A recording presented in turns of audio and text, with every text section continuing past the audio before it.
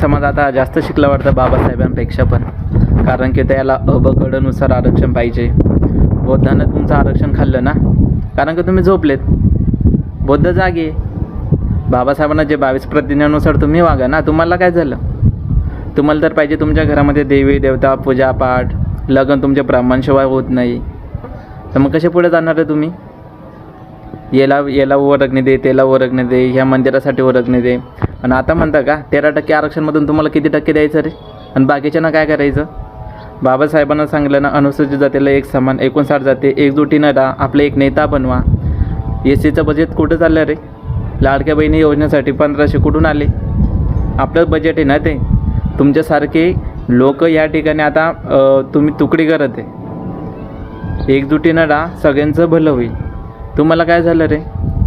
तुम्ही पण करा ना अभ्यास वगैरे. तुम्हाला कोण अडवलं? एकूण सगळ्यांना समान आहे.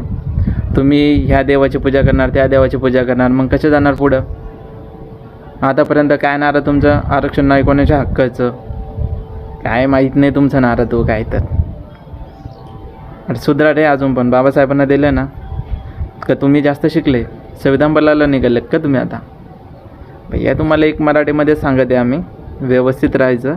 याच्यामध्ये जे काय तुम्हाला काही बाकीचे काही झोपले नाही, तुम्हाला 13% जायचं, मग बाकीच्यानं म्हटलं आम्हाला पाहिजे, मग कुठून जायचं रे? भैया तू समाजामध्ये वाद नका निर्माण करू. पहिले सांगतो 2-4 लोक जे कुठून तुम्हाला पैसे भेटत असेल ना, तेवढं घ्या आणि चुपचाप बसा.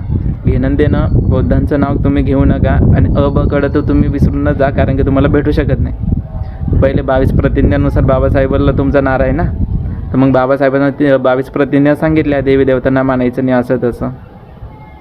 मग तुम्ही का म्हणता? पहिले फेका.